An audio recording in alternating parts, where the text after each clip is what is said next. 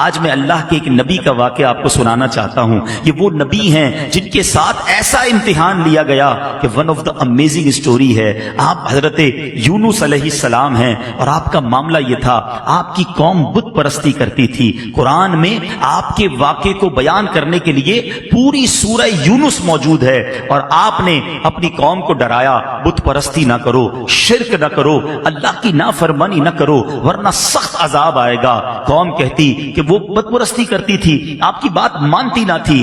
آخر کار آپ کی قوم کو آپ نے کہہ دیا بس اب عذاب آنے ہی کو ہے, کسی وقت بھی عذاب آ جائے گا, اب اللہ کی طرف سے عذاب آنے والا ہے. قوم نے کہا, پلاننگ کی, حضرت یونس پر نظر رکھو, اگر یہ ہمارے شہر میں ہیں تو عذاب نہیں آئے گا, جس دن یہ شہر سے نکل جائیں سمجھ لو عذاب آنے والا ہے.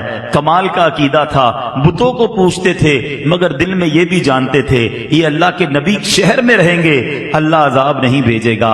بہرحال آپ ایک رات تشریف لے گئے, قوم کو پتہ چل گیا, بادل بھی آ گئے, کالی بدلیاں بھی آ گئیں, عذاب کے جو آثار تھے وہ نمودار ہو گئے. اب قوم نے کیا کیا, ساری قوم میدان میں جمع ہوئی ننگے سر. اب اللہ کی بارگاہ میں رونے لگے, جس پر ظلم کیا تھا اس سے معافی مانگنے لگے. اب جس کا قرضہ دینا تھا اس کے قرضے لوٹا دیے. بچے, بوڑھے, عورتیں روتے روتے اللہ کی بارگاہ میں دعا کرنے لگے, یا اللہ اب معاف کر دے, عذاب نہ بھیجیو, بت پرستی سے توبہ کرتے ہیں, حضرت یونس پر ایمان لے آئیں گے, اے اللہ اس بار عذاب کو ٹال دے. اتنا گر گڑائی قوم, اتنا گر گڑائی قوم کہ سبحان اللہ وہ آتا عذاب واپس چلا گیا.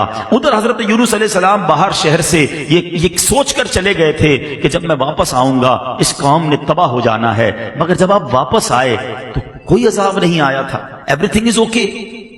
تو لوگوں نے کہا حضور اپنی قوم کی طرف جائیے. کہا میں کیسے جاؤں, میں اگر قوم کی طرف جاؤں گا تو قوم مجھے جھوٹا کہے گی. اچھا ان کو یہ نہیں پتا تھا کہ قوم نے توبہ کر لی ہے اور حضرت یونس پر ایمان لانے کی نیت بھی کر لی ہے. ادھر حضرت یونس سمجھ رہے ہیں کہ میں اگر شہر میں چلا گیا تو انہوں نے تو مجھے قتل کر دینا ہے کہ تم جھوٹے ہو, تم نے کہا تھا اللہ کا عذاب آئے گا, عذاب آیا نہیں کیونکہ آپ کو یہ حکم مل چکا تھا کہ عذاب آ رہا ہے. اب آپ اسی جس کو کہیں کہ کیفیت میں اس شہر میں داخل ہونے کی بجائے آپ باہر گئے, کشتی میں سوار ہوئے اور اس شہر سے باہر کہیں جانے کے لیے روانہ ہو گئے. ایک اور آزمائش, وطن تو چھوٹ گیا, اب کشتی بیچ سمندر میں جا کر رک گئی. اب اس زمانے کی قوم کا ایک اصول تھا کہ جو بھاگا ہوا غلام ہوتا تھا نا, وہ جب کشتی کہیں رک جائے تو سمجھ لو اس کشتی میں کوئی بھاگا ہوا غلام ہے. اب انہوں نے کہا کون ہے, تو ایک قرآن دازی ڈالی گئی اور اس قرآن دازی میں حضرت یونس ہی کا نام نکل آیا. بھری کشتی سے بیچ سمندر میں آپ کو انہوں نے دریا میں سمندر میں ڈال دیا. There is no life jacket on that time, کوئی لائف جیکٹ نہیں تھا, آپ کو سمندر میں ڈال دیا, کشتی آگے چلی گئی. اللہ کے نبی ہیں. آزمائش دیکھو, تو ایک بڑی سی مچھلی آئی اور حضرت یونس علیہ السلام کو اس نے نگل لیا. آزمائش پر ایک اور آزمائش, اللہ اکبر. مگر زباں پر شکوہ نہیں تھا, شکایت نہیں تھی کہ یا اللہ تیرا نبی اور میرا یہ حال. اللہ اکبر, آپ کی عاجزی دیکھیں, آپ نے اس مچھلی کے پیٹ میں وظیفہ کرنا شروع کر دیا. اور یہ کون سا وظیفہ تھا؟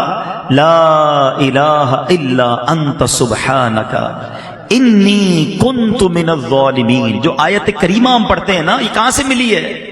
یہ حضرت یونس علیہ السلام نے مچھلی کے پیٹ میں اس کا ورد کرنا شروع کر دیا. ایک عاجزی کا انداز تھا, ایک گر گڑانے کا انداز تھا, ایک توبہ کا انداز تھا.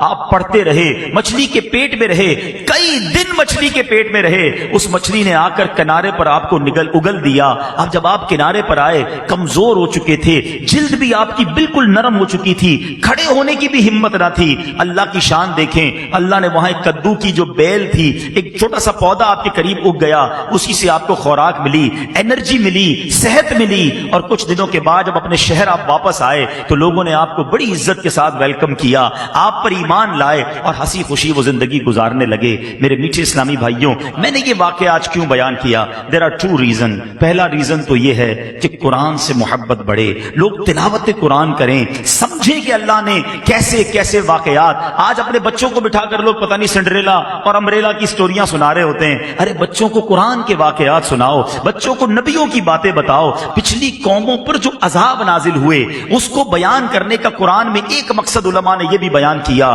تاکہ تم ایسا نہ کرنا، تم یہ غلطی نہ کرنا۔ دیکھو پچھلی قوموں میں کسی نے معاذ اللہ بدکاری کی، عذاب آ گیا، جھوٹ بولا، عذاب آ گیا، ناپ تول میں کمی کی، عذاب آ گیا، بچوں کے ساتھ برے فعل کیے، عذاب آ گیا، بت پرستی کی، عذاب آ گیا، ایسے ایسے عذابات ذکر کیے گئے کہ دیکھو تم یہ نہ کرنا۔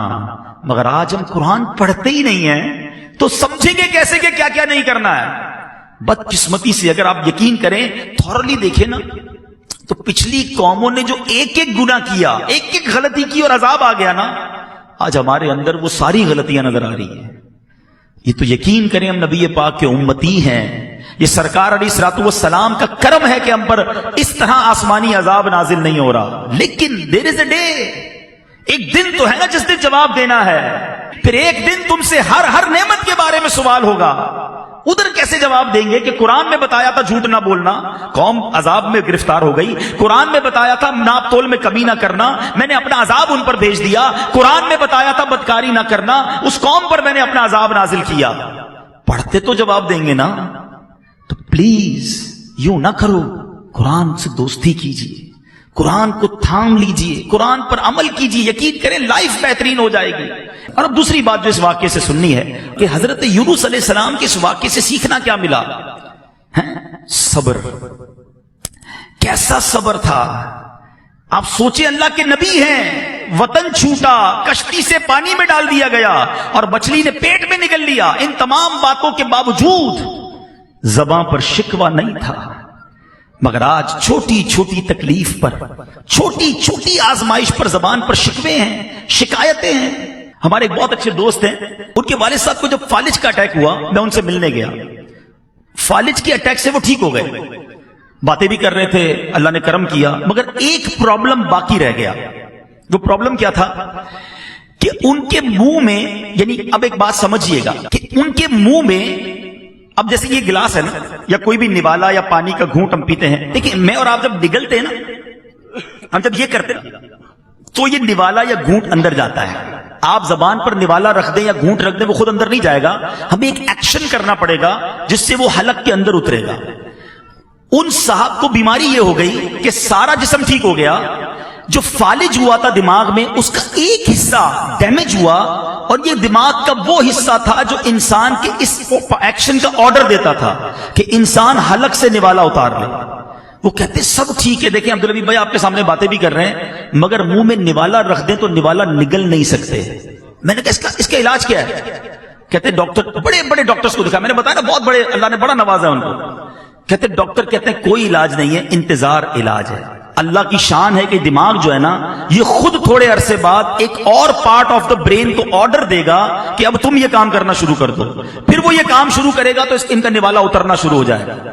15-20 دن، مہینہ گزرا، میں نے پوچھا اب ابو کی طبیعت کیسی ہے؟ کہہ رہے ابو بالکل ٹھیک ہو گئے، نوالا اترنا شروع ہو گیا ہے۔ یار آپ سوچیں کہ میں اور آپ جو ہر نوالا کھا رہے ہیں، ہر گھونٹ پی رہے ہیں، اس میں اللہ کی کتنی بڑی نعمت ہے ہمارے ساتھ۔ لوگ نوالا نہیں اتار پا رہے جن کو یہ بیماری ہے۔ خدا را قدر کرو رب کی نعمتوں کی، شکوہ نہ کیا کریں۔ پریشانی چھوٹی سی آتی ہے اور ہم شکوہ شکایت کا دفتر کھول دیتے ہیں۔ بات تھوڑی سی صوفیانہ ہے، بڑی باریک ہے، لیکن آپ سمجھیں گے تو بہت گہری بات ہے۔ ایک شخص حضرت رابعہ بصری رضی اللہ تعالیٰ عنہ کے پاس سے گزرا، سر پر اس نے پٹی باندھی ہوئی تھی۔ آپ نے کہا کہ یہ پٹی کس چیز کی باندھی ہے؟ کہ حضور سر میں درد ہے اس لیے پٹی باندھی ہے۔ کمال کی بات کہی۔ آپ کہتی ہیں آج سر میں درد ہوا ہے تو تکلیف کی پٹی باندھی ہے، جب اللہ نے صحت مند رکھا تھا تو صحت کی پٹی باندھی تھی۔ بات گہری ہے، سمجھیے گا۔ تھوڑی تکلیف آتی ہے سب کو بتانا کہ اگر کسی کا موبائل چوری ہو جائے، گاڑی لگ جائے یا اسکوٹر کو پرابلم ہو جائے، کاروبار میں نقصان ہو جائے، ہم کیا کرتے ہیں؟ سب کو بتائیں گے۔ سب کو بتانے سے ثواب تو گیا نا؟ کیا وہ دے دے گا آپ کو وہ چیز؟ اچھا جب نفع ہوتا ہے، آج 5000 کا نقصان ہوا تو پورے شہر کو پتا چل گیا، پورے محلے کو پتا چل گیا۔ جس دن آپ نے 50,000 کمائے اس دن ہمیں بتایا کہ آج عبدالحبیب بھائی بڑے پیسے کمائے؟